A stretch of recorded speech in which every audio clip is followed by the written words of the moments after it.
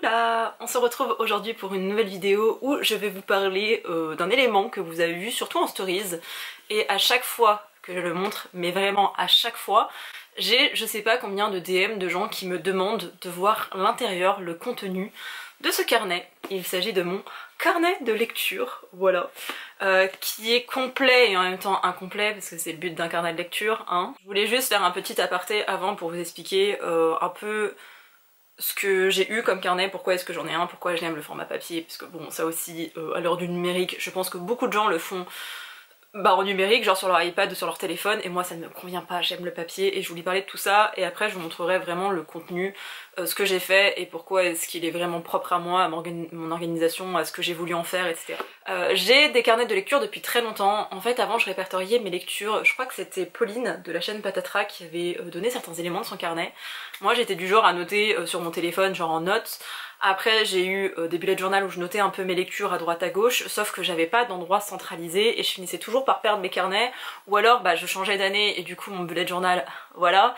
J'ai des bullet journal qui avant je faisais durer 1 an et demi, 2 ans parce que je voulais pas perdre des pages, je trouvais ça ridicule, sauf que j'aime bien avoir un carnet par an en fait, donc j'ai changé aussi de système, bref, j'aimais bien avoir un carnet vraiment dédié à mon bullet journal qui est mon agenda, qui est un peu mon tout, et en même temps un autre carnet plus dédié à la lecture, les seules pages de bullet journal que j'avais avant. Je vais vous montrer mon bullet actuel, parce que j'ai commencé à bosser sur mon bullet journal en début décembre je crois, et non peut-être même mi-novembre, parce que je crois que je l'ai commencé tôt cette année mon bullet journal.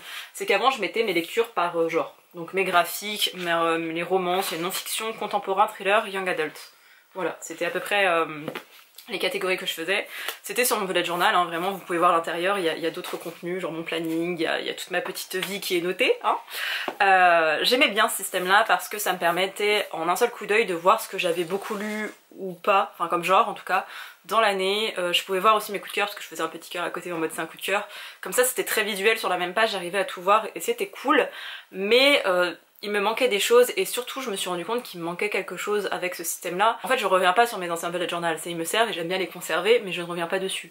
Donc à chaque fois que je pensais à un livre, fallait que je retrouve le bullet journal, fallait que je me souvienne de l'année, etc. C'était contre-productif. À peu près dans les mêmes années, Patatra a parlé de carnet de lecture où elle répertoriait par exemple par nombre de pages. J'ai adoré le faire, mais en fait je ne le tenais pas à jour. À chaque fois que j'avais des nouveaux livres, il fallait que en fait j'avais 2 carnets, un où je répertoriais ma palle, un où je notais mes livres lus, plus mon bullet journal où j'avais ce système de classement par genre. C'était trop, vraiment trop de support. Je vais continuer mon système avec le bullet journal, même si c'était pas idéal, je me disais au moins t'as un endroit où tu répertories tes lectures et voilà, on va pas trop t'en demander Pauline. Et est arrivée Séverine de la chaîne Il est bien ce livre. J'en ai souvent parlé de ces carnets, je ne les ai pas à portée de main parce qu'ils sont rangés dans mes coffres et qu'actuellement il y a toutes mes peluches dessus. Mais Sève est arrivée, elle a présenté son carnet de lecture, et ce que j'aimais beaucoup avec le carnet de lecture de Séverine, c'est qu'il était très simple. Vraiment la première version, maintenant il y en a 3, mais la première version était très simple. Il y avait des fiches de lecture, il y avait je crois 1 ou 2 pages de palle, il y avait un calendrier, enfin bref, des choses très sommaires. Là elle l'a fait évoluer, le deuxième était très chargé. Le troisième est redevenu un peu plus simple, à la même image que le premier. Si je trouve les couvertures de ces carnets, je vous les mettrai à l'écran. J'ai trouvé très chouette. La seule chose qui me frustrait, c'est que dans son carnet de lecture, les seules pages que j'utilisais, c'était des pages vraiment juste d'avis de lecture.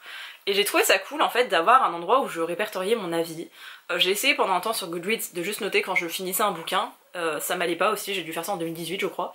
Ça m'allait pas. Vraiment j'ai essayé, j'ai tenu pendant à peu près 1 an, mais je m'y tenais pas complètement, je notais pas d'avis, jamais... En fait c'est un avis qui est personnel, et si j'ai envie de parler d'une lecture, je le faisais en vidéo. Maintenant je répertorie toutes mes lectures en vidéo, mais à l'époque je parlais que des lectures que j'avais beaucoup aimées, où je faisais quelques vidéos recommandations, etc. Et parfois j'avais juste envie d'avoir un avis pour moi, pour me dire qu'est-ce que j'ai pensé de ce livre, pourquoi je l'avais détesté à ce moment-là, pourquoi est-ce que je pourrais changer d'avis maintenant, pourquoi ça l'a pas du tout fait, je sais que ça ne le fera jamais, pourquoi tel livre je l'ai trouvé problématique, pourquoi tel autre je le trouve pas problématique mais apparemment il l'est, qu'est-ce qui me reste en fait comme opinion, comme avis sur la lecture que je viens de faire ou que j'ai fait il y a 2 ans, 3 ans. J'aimais bien avoir ce truc de je peux revenir en arrière et me rendre compte de... Le seul défaut du carnet de Séverine, et je m'en suis rendu compte surtout quand j'ai tourné une vidéo où je parle justement de mes carnets de lecture, je vous mettrai le lien en barre d'informations et quelque part sur l'écran en haut. Le seul défaut c'est que je note que les titres, voire le nom de l'auteur, l'auteur-l'autrice. Et le problème c'est que j'ai besoin d'un visuel. Et j'ai besoin d'avoir la couverture parce que parfois un titre de bouquin ça me parle pas, ou alors je pense à un livre et en fait c'est un autre livre parce qu'ils ont les mêmes titres. et ça me perturbait beaucoup. Là j'étais là mais en fait il faudrait que j'ai une couverture de livre pour pouvoir le voir et me dire ah oui c'est de ce bouquin-ci que t'avais aimé Pauline et tu te souviens de ça, parce que parfois juste la couverture je suis là mais oui bien sûr ça parle de ça, ça, ça, et de manière générale dans ma précédente vidéo justement, je disais que, enfin vous avez pu vous rendre compte aussi, que je me souvenais bien de mes lectures, vraiment je m'en souviens plutôt pas mal. Et les quelques fois où j'ai tiqué et où je me souvenais pas, c'est que je n'avais pas le visuel, et du moment où j'ai le visuel, c'est bon, je me souviens, je fais ah oui bien sûr ça parlait plus ou moins de ça, ou alors oui je me souviens que j'avais vraiment détesté, je me souviens plus pourquoi, mais je me souviens de la sensation, de l'émotion qui subsistait. Et après j'ai vu plusieurs personnes faire leur propre carnet de lecture qui ressemble un peu à du journaling, je sais pas si vous connaissez, en gros vous mettez des stickers, vous faites des trucs un peu mignons, un peu comme a pu être, en tout cas au début, en tout cas quand ça a été, ou au moins quand ça a commencé à être un peu plus popularisé en France, en francophonie on va dire, vraiment des trucs avec des petits noodles, des petits dessins, des petites illustrations très simples, des collages, un peu comme du scrapbooking, un peu dans cette idée là, le journaling je le vois vraiment comme ça. Et du coup je me suis dit bah ouais ça pourrait être bien d'avoir un carnet que je fais moi-même, je suis pas obligée d'être très bonne en dessin, ça va être des collages et du collage et de la superposition qui va rendre un truc plus ou moins bien. J'avais pas du tout de matériel et j'ai acheté je ne sais pas combien de trucs sur Temu. Vraiment j'ai des autocollants, je pense que je peux m'en servir toute ma vie parce que j'ai toutes les saisons, j'ai tous les trucs possibles et inimaginables. Mais j'ai toujours aimé les travaux manuels, j'étais là bah ça pourrait peut-être me faire du bien en fait de faire ma propre version à moi de mon carnet de lecture. Et ce que j'aimais des fiches de sève, enfin du carnet de sève, je vais le reprendre dedans. Mais il y a des choses que je trouvais entre guillemets superflues, en tout cas qui ne m'étaient pas utiles, je vais pas les mettre. Et ça je trouvais ça important. Et j'aime mon système de classement par genre, et bah je vais le reproduire. Mais comment est-ce que je peux le reproduire? J'en ai parlé aussi avec une copine qui m'a aiguillé un peu là-dessus. Et voilà, j'ai décidé de complètement créer mon carnet de lecture que vous allez voir. Je vous ai dit en début de vidéo qu'il était complet sans être complet parce que c'est évolutif forcément. C'est vraiment mon carnet de lecture pour l'année 2023 que vous avez là. C'est pas du tout un carnet qui va me suivre toute ma vie, hein, qu'on se le dise. Déjà là, il fait 180 pages je crois, même pas 160 pages. J'en suis déjà à une bonne soixantaine de pages. Donc je me dis j'ai 100 pages à remplir pour mes avis lecture, donc va falloir te calmer ma grande. Genre il me reste que ça. Et tout ça c'est déjà rempli. Après j'ai fait des collages et tout, ce qui fait que c'est un peu plus gondolé, mais voilà. J'ai fait des pages par mois, je vais vous les présenter en même temps, enfin vous n'aurez pas un face cam, donc je vous explique grossièrement de quoi il est composé et après je vais vous montrer un petit close-up des pages et de comment je l'ai imaginé.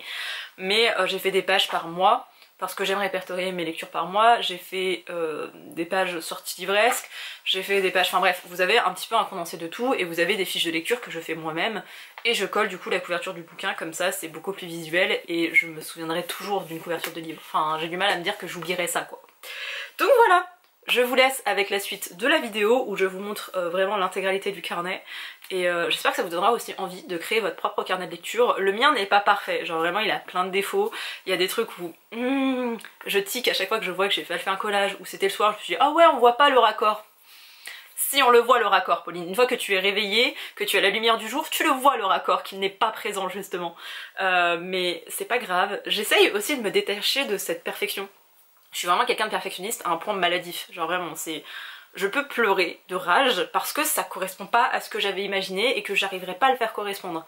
J'abandonne des choses, parfois même avant d'avoir commencé, tellement ce perfectionnisme m'handicape. Vous voyez, c'est vraiment maladif. Et là je me suis dit, tu sais quoi, tu abandonnes. J'ai déjà pleuré 3 ou 4 fois en faisant ce carnet de lecture, mais j'étais là, c'est pas grave Pauline. Alors vraiment, apprends à te détacher des choses, c'est pas grave, tu vas pas mourir parce qu'il est pas parfait. Et je voulais pas forcément vous le montrer parce qu'il y a des choses, j'étais là, oui mais là il est pas très joli, et là ça a débordé, et puis je vais le montrer aux gens, donc après les gens ils vont voir que ça. Mais je me suis dit non, on abandonne l'idée, vous l'avez vu un tout petit peu, enfin plutôt entreaperçu sur Instagram. J'ai eu plein de retours de gens qui veulent voir l'intérieur, qui aimeraient créer le leur mais qui n'osent pas.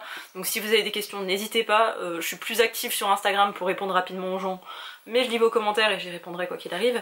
Mais voilà, j'essaye de me détacher de cette image de perfection, j'essaye de faire juste un truc qui me plaît. Et tant pis si c'est pas très bien fait, tant pis si quand je regarde les autres je me dis ah ouais eux ils sont meilleurs. Et alors, tu n'es pas illustratrice Pauline, tu ne gagnes pas ton argent avec ça. Donc voilà, même vous si vous vous lancez, il sera peut-être pas aussi beau que le mien ou alors il sera 10 fois plus beau. Tant pis, tant mieux, on s'en fout. Vraiment l'essentiel de ce carnet, et c'est pour ça que je sais déjà que je recommencerai l'année prochaine en 2025. Je recommencerai un carnet lecture parce que ça m'a fait trop du bien déjà de le créer, de le faire à mon image, et il y a des choses je me dis ah ouais ça j'aurais dû faire plus de pages, ah ouais ça j'aurais dû organiser comme ça, comme si... Voilà, j'ai déjà des choses que je sais que je pourrais améliorer. Et bref, c'était la meilleure décision que j'ai prise de ma vie. J'ai un peu regretté parce que le carnet de Séverine, il a mis du temps aussi à arriver. Je pense que c'est pour ça que j'ai pu avoir cette réflexion de me dire est-ce que je fais moi-même mon carnet? Et du coup j'ai sauté le pas. J'adore les carnets de Séverine encore une fois parce que vraiment ils sont très bien. Mais je voulais vraiment un truc à mon image et vous allez voir, c'est brouillon, c'est pas parfait, mais vraiment il y a toutes les choses dont j'ai besoin. C'est-à-dire pas grand chose au final, mais voilà, je vais vous montrer tout ça. Et ouais, je vous disais qu'il était incomplet parce que forcément les fiches de lecture vont évoluer au gré de mes lectures. Comme les sorties livresques, je sais pas les sorties livresques qu'il y aura au mois de décembre, parce que là où je vous tourne ça, on est en février. Et vous verrez cette vidéo en février. Donc voilà. Mais bref, je vous laisse découvrir en fait l'intérieur de ce magnifique carnet. Et si je les retrouve, je mettrai quelques références de ce que j'ai acheté, mais je crois que j'en ai pour, je sais pas, une bonne centaine d'euros, peut-être même 200 € je crois, de tout le matériel qui m'a été utile, en sachant que je vais pas tout vous lister parce qu'il y en aurait bien trop, mais Temu c'est pas cher, mais j'ai acheté tellement de trucs à côté et il y a des choses qui vont continuer ou que je me suis aussi servi pour d'autres de mes carnets, genre un petit truc de fleurs, bah il n'y avait pas sur mon bullet journal donc j'ai ajouté là-dessus, j'ai ajouté des petits stickers sur mon ordinateur aussi, enfin bref. J'arrête de parler, je vous laisse avec le contenu de ce carnet et je vous dis à tout à l'heure pour conclure cette vidéo. Bon, il est temps que je vous montre ce magnifique carnet de lecture, genre vraiment, j'ai rajouté le petit sticker, mais tout le reste était présent, voilà. Il est pas parfait, encore et toujours, mais je l'aime beaucoup trop. Déjà, ça commence par ma petite page de garde, voilà, très très simple, du collage de partout, et ensuite on attaque directement avec ma pile à lire. J'ai voulu faire une impression un peu de journal, vous voyez, donc j'ai découpé les pages, c'est très simple, et d'ailleurs c'est pas... On a dit qu'on cherchait pas la perfection, hein, donc voilà l'imperfection. J'essaie de bien vous le cadrer et c'est compliqué. J'ai regroupé ma palle et quand c'est forcément colorié dans les petits carrés, ça veut dire que c'est lu. J'ai commencé par tout ce qui était du grand format, je crois, après des poches, et après ça s'est forcément rejoint parce qu'il y a eu des nouveaux achats. Mais voilà. Et vous avez ma superbe écriture caca en plus, yay! Et enfin, nous avons les graphiques, où je les ai tous répertoriés sans forcément de classement particulier. Juste après, je devrais déborder parce qu'il n'y aura pas assez de place. Et sans ça, je me dis que je devrais faire des modifications parce que genre, il me reste que ça pour noter toute ma palle, tous les livres que je vais acheter au cours de l'année. À part si je fais un aussitôt acheté, aussitôt lu, je vais pas forcément les notifier là-dedans parce que ça n'a pas beaucoup d'intérêt. Mais autrement, voilà. Ils sont tous référencés là et ça fait beaucoup, mais pas tant que ça. Mais j'ai pas inclus mes graphiques, j'ai pas inclus mes e-books dedans parce que quand je prends un e-book en général, je le lis dans la foulée et si je l'abandonne, je reviens rarement dessus. Donc voilà. Ensuite, nous avons... J'ai vu ça sur je ne sais plus quel TikTok et je trouvais ça trop bien. Déjà TikTok, il y a eu je sais pas combien de contenu BookTok avec ça et j'aimais bien le procédé. Donc voilà, enfin, vous voyez déjà ma meilleure lecture de janvier. Mais en gros, vous notez à chaque fois votre meilleure lecture par mois. Donc là, nous avons de janvier à juin et là de juillet à décembre. Et à chaque fois, les livres vont s'affronter, entre guillemets. Donc janvier, c'est le grand magasin des rêves. Je pense que ce sera le top 1, mais on sait jamais. On n'est qu'au début de l'année. Voilà, donc à chaque fois, je mettrai ma meilleure lecture et je ferai un petit classement, genre, qui va pouvoir battre le grand magasin des rêves. Et après, à chaque fois, ce sera pareil. Il y aura demi-finale, finale, etc. Et comme ça, je sais pas, j'aimais bien le principe de cette page. Ça me faisait sourire. Et parfois, c'est un peu un dilemme de savoir quel livre tu as préféré par rapport à un autre. Et là, t'es obligé de faire un choix. Donc, je trouvais ça cool. Ensuite, nous avons la page de janvier. Je répertorie. Je sais pas si vous le voyez très bien en fait. Je fais pas un super bon retour vidéo. Je fais un petit calendrier qui a évolué au fil des pages parce que je me suis aussi rendu compte que j'avais pas besoin d'aussi grandes cases. Mais je fais un calendrier et je colorie uniquement quand j'ai lu dans la journée. Donc, vous voyez qu'au mois de janvier, je n'ai pas lu tant que ça. Enfin, j'ai lu beaucoup en termes de livres, mais j'ai pas lu beaucoup en termes de journées par mois. Genre, si je lisais plus dans le mois, je serais mieux. C'est mon rythme de lecture. Parfois, je lis 5 pages, hein, mais je colorie quand même. Et j'ai pas envie de noter le nombre de pages que je lis par jour parce que c'est pas une compétition, on s'en fout. Et après, je répertorie les livres lus. Je fais un petit total. Donc, j'ai lu 19 livres, 10 graphiques. Et voilà. Ensuite, il y a mes petits reading goals, parce que j'aime bien me mettre des petits goals, même si c'est pas une compétition encore une fois. Pour le moment, je me tiens moyen, mais on est au début de l'année. J'ai fait aussi un petit code couleur qui correspond à mon reading tracker, que vous voyez là. Alors, il manque des livres pour janvier, parce que j'ai lu beaucoup plus que ce que je croyais. Mais en gros, je fais des petites piles de livres. D'ailleurs, je ne l'ai pas complété encore pour février alors qu'il y a eu des lectures. Mais je fais des petites piles de livres et ça correspond à des genres littéraires. Et comme ça, je peux voir ce que j'ai lu. Comme là, vous voyez beaucoup de bleu, donc ça veut dire que j'ai lu beaucoup de graphiques. Voilà, j'aime beaucoup avoir ce système-là où en un seul coup d'œil, tu arrives à voir ce que tu as lu. Juste, je ne l'ai pas encore mis à jour pour janvier parce que même en février, je ne l'ai pas du tout mis à jour mon carnet. J'ai juste noté les lectures que j'avais déjà faites, mais autrement, j'ai pas fait grand-chose. Je vous avoue, il y avait un peu de flemme aussi là-dedans, mais ça paraît être parfait. J'ai pas envie de me mettre la pression avec le fait de tenir un carnet, donc voilà, vous verrez, c'est pas complet, c'est pas parfait, on s'en fout, ok? On essaye de se détacher.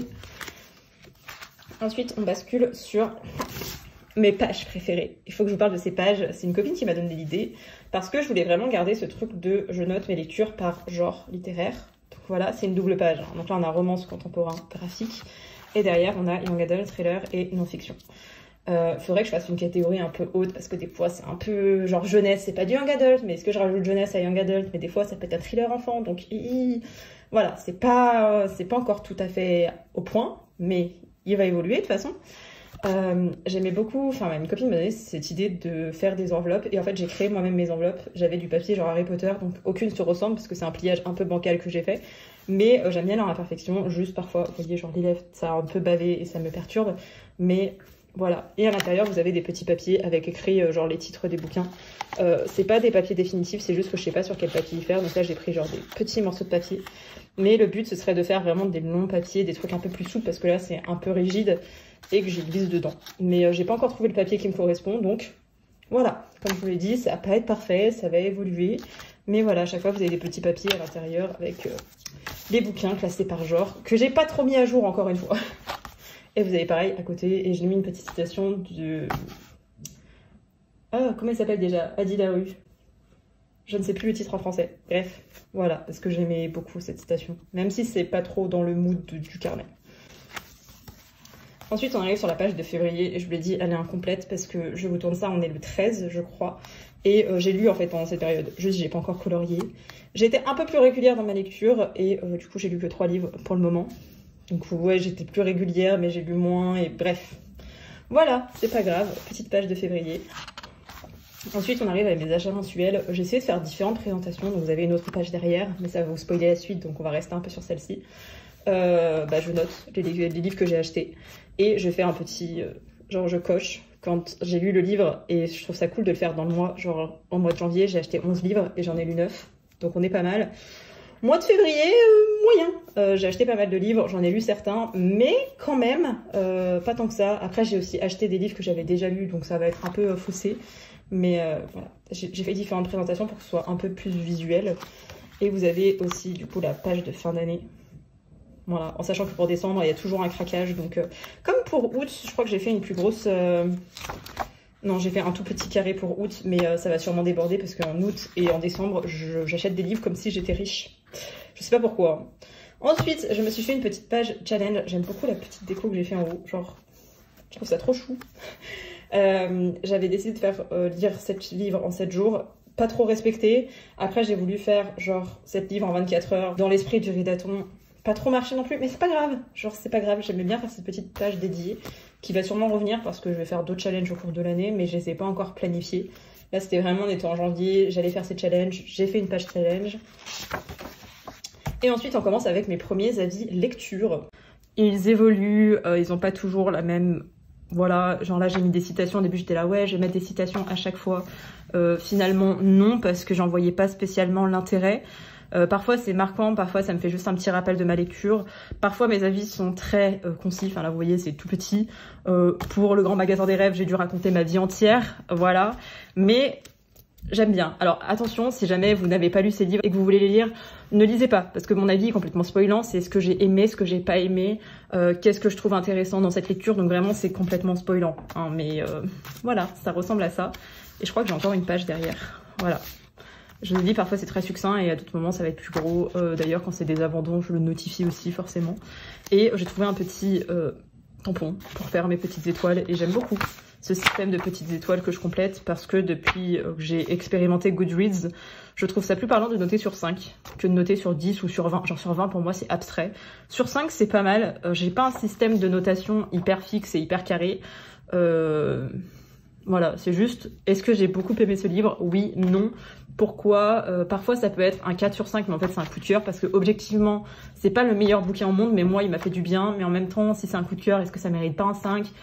Je sais pas trop, genre vraiment je ne sais pas moi-même, donc voilà. Encore des petites pages de review. Et ensuite on arrive sur les sorties livresques. Je mets du stabilo quand j'ai acheté les livres. Ouais, vous pouvez le voir, j'ai acheté quand même pas mal des livres que j'avais notés. À part pour février, j'en ai acheté qu'un seul.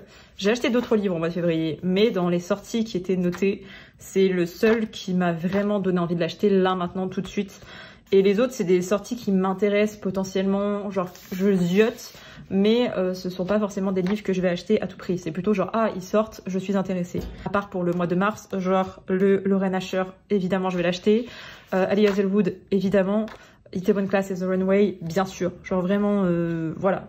Mais j'aime bien avoir cette page où je note vraiment des sorties qui m'intéressent, des choses où je me dis, ah, il faut que je sois vigilante, il y a tel ou tel titre qui sortent. Pareil, je fais une gestion budgétaire plus ou moins, voilà. J'aime beaucoup le système des enveloppes budgétaires, je sais pas si vous connaissez. Je fonctionne avec les enveloppes virtuelles ou réelles et j'ai besoin de me dire, ok, pour le mois de mars, j'ai prévu par exemple un budget livre plus important parce que d'une part, je vais à Paris et j'aime bien avoir un budget livre quand je vais à Paris. Et aussi parce que y a des sorties qui m'intéressent vraiment au mois de mars, plutôt fin mars. Donc j'ai mis un budget plus élevé. Après, à voir si je dépenserai tout mon budget en livres ou pas. Mais j'aime bien ce petit, j'aime bien cette petite page pour ça. Et forcément, vous avez la même chose pour la fin d'année. Et comme je vous l'ai dit, c'est encore vide parce que parfois il y a des sorties qui sont annoncées genre au mois de septembre et finalement elles sortent avant ou elles sortent après. Donc je préfère ne pas les noter tant que c'est pas sûr qu'on n'a pas eu l'annonce sur les réseaux sociaux. Et encore même sur les réseaux sociaux, parfois ils changent les dates. Donc voilà. Ensuite, on arrive sur la page de mars, que j'aime beaucoup. Je crois que c'est ma préférée. Genre, elle est vraiment trop kiki. Pareil, ce sera le même système. Je ferai des coloriages. Je colorerai en rose, je sais pas pourquoi, mais j'ai décidé que le rose, ce serait pour ça. Et comme j'ai décidé que ce serait rose, ça sera rose sur tout le carnet pour ça. Mais je vais colorier les jours où je lis, tout simplement. Et ici, je mettrai la liste des livres que j'ai lus. Et là, je crois qu'on va être que sur des pages de mois. Pareil, toujours le coloriage, toujours les titres que je noterai à droite à gauche. Le mois de mai. Le mois de juin. Et là, petit changement, comme vous le voyez, mois de mai, on avait encore des grosses cases. Mois de juin, ça commence à diminuer. Et je pense qu'après, je vais faire vraiment un tout petit format que je ne changerai pas. Parce que ça n'a pas besoin d'être super gros juste pour colorier des cases, vous voyez. Ensuite, le mois de juillet. Le mois d'août, le mois de septembre. Je vois pas trop l'intérêt de revenir en détail sur chacun des éléments. Enfin voilà, vous voyez la page. Le mois d'octobre. Le mois de novembre. Alors là, j'ai vraiment fait beaucoup trop petit. Je pense que je vais un peu plus galérer à avoir une vue d'ensemble du mois. Et du coup, ça fait une énorme double page. Donc peut-être qu'année prochaine, je ferai vraiment genre page par page. Sauf que si je lis beaucoup un mois, ça va me perturber, donc je sais pas encore, mais... Et c'est trop mignon, mon petit washi tape. Ensuite, le mois de décembre. Et là, c'est fini pour tout l'aspect un peu organisationnel. Et on rebascule sur des reviews, tout simplement. Donc, encore une fois, plus ou moins argumenté, toujours le même procédé. Vous avez vu que j'ai abandonné les citations. Je les mets que quand c'est vraiment marquant ou quand ça me rappelle un élément du livre. Que je suis pas sûre de me souvenir spontanément. Mais voilà, parfois c'est des petites reviews, parfois c'est un peu plus gros, mais voilà. Chaque fois vous avez mon avis global. Et voilà, vous voyez, j'ai remis une citation ici. Vous allez être un petit peu spoilé pour février, mais du coup j'ai noté juste le mois. Je pense qu'après je ferai un plus joli liseré, un truc un peu mieux. Mais là je voulais différencier le fait que ce soit janvier et que là on bascule en février. Mais pas très fan de mon février, je reverrai ça pour les prochains mois. Et voilà, du coup petite citation parce que j'avais besoin aussi. Et c'est tout. On arrive sur la fin de mon carnet parce que actuellement je suis en train de lire un lundi parfum matcha. Et après il y aura ma review. De base je mets pas trop toute cette mise en page, mais j'étais persuadée de le finir il y a genre 3 jours de ça. Et je suis tombée malade, donc j'ai pas pu lire, enfin j'étais pas en état. Donc voilà, je vais le finir peut-être aujourd'hui, comme ça je ferai mon petit avis. Tout est déjà prêt et je passerai à autre chose parce qu'après on est que sur des pages blanches. Il y a juste mon petit sommaire que j'ai mis à la fin, j'aurais dû mettre au début. Mais pareil, il va être amené à évoluer pour la suite parce que j'aurai jamais assez de place en fait.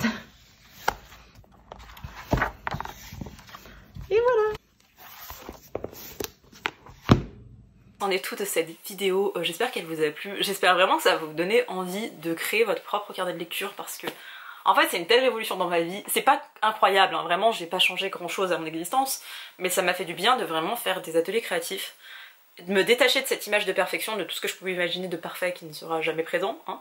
Ça m'a fait aussi du bien, vraiment l'aspect créatif, et même maintenant, même si je suis pas très régulière, vous avez pu le voir dans cette vidéo, même s'il faudrait que je sois un peu plus assidue et que je m'y mette tous les jours, bah en fait je le fais aussi quand j'ai envie de le faire, et voilà, ça fait du bien aussi, donc voilà, j'espère que vous craquerez à votre tour pour faire votre propre version, j'espère que cette vidéo vous a plu, et je vous dis à bientôt pour une prochaine, bye.